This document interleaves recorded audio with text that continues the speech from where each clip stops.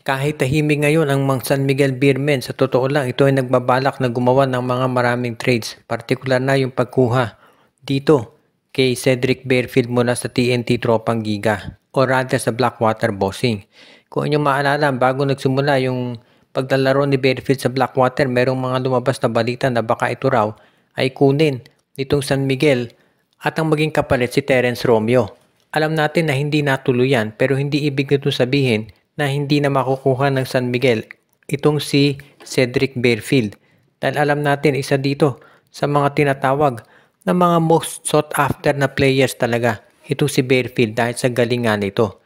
Kaya hindi na ako magtataka talaga kung pipilitin ng SMB na ma-acquire ang kanyang talent.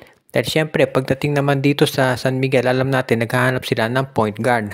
Kung sakasakali nga na ito si Cedric Bearfield ay pag-interesan talaga ng San Miguel, ang magiging tanong dyan, sino naman kaya ang pwedeng ibigay na kapalit dahil sigurado ang taas ng trade value nitong si Cedric Bearfield. Sa tingin ko itong San Miguel Beer, kinakailangan nilang ibigay ito si Wamit Yongson na kapalit ni Cedric Bearfield at baka samahan pa nila ng isang first round draft pick.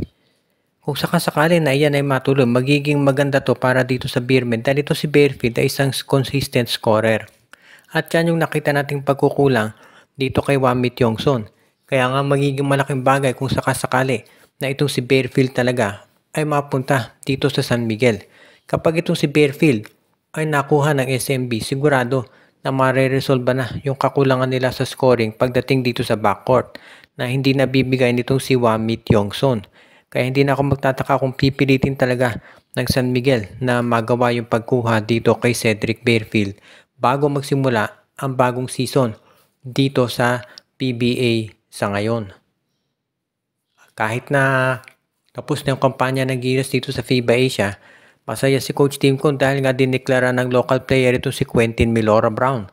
At ang ibig niya sabihin, lalaki na yung frontcourt natin. Nakita naman natin yung naging problema ng Gilas kontra sa Australia. Kulang talaga tayo sa big men. Medyo hirap na. Itong si Junmar Fajardo at si Japet Aguilar, matanda na rin yung mga nabanggit na players at yung estilo ng laro sa PBA kasi hindi talaga suitable dito sa FIBA. So nahihirapan talaga sila.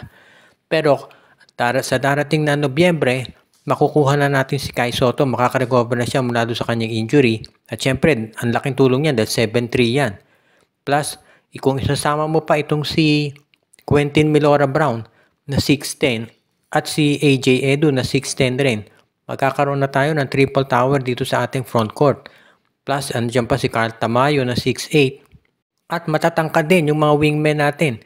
Pwede mong gamitin of course si Kevin Kembao 6'6 or 6'7 yan.